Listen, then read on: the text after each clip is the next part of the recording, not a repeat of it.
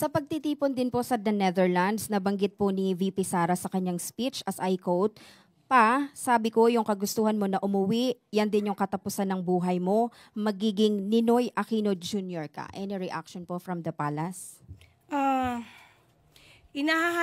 Inahahalintulad ba ni VP Sara ang kanyang ama kaya sa yumaong Ninoy Aquino?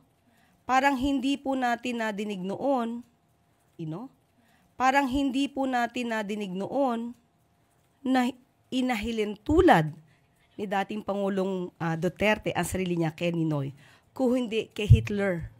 Meron po siyang sinabi mismo, sinabi pa niya dito, and I quote, Hitler massacred 3 million, actually it's supposed to be 6 million Jews. Now there is 3 million, what is it? 3 million drug addicts in the Philippines. There are. I'd be happy to slaughter them.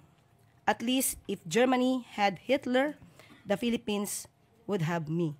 So napakalayo pong ipakumpara ang sarili o ikumpara ang dating Pangulong Duterte kay Ninoy Aquino na hindi nagkaroon ng anumang record ng mass murder or crimes against humanity.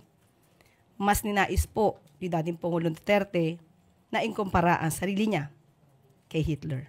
Regarding yung sa pag-compare kay dating Pangulong Duterte kay dating Senator Ninoy Aquino, yung statement kasi ni Vice President is more, I think, on the security ng dating Pangulo sa pag-uwi niya sa Pilipinas. And I quote yung sinabi niya, sabi ko, yung kagustuhan mo na umuwi yan din katapusan ng buhay mo, magiging Ninoy Aquino Jr. ka. At sinabi niya sa akin, kung ganyan ang kapalaran ko, so be it. Ang question ko po, ma'am, is if there are enough grounds for the Duterte family to fear for the life of the former president in case or na umuwi ang dating Pangulo dito sa Pilipinas. Yun na nga po nakakapagtaka eh. Saan po ba nakukuha itong mga kwento na ganito? Saan po nakukuha ang pagkukumpara kay dating Ninoy Aquino? Saan nakukuha yung mga threats?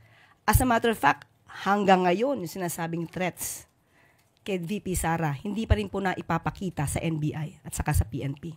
So saan lamang po ito nakukuha? Kailangan po natin kasi ng mga materyales, ng mga ebidensya bago po magsagawa ng ganitong mga klaseng statements.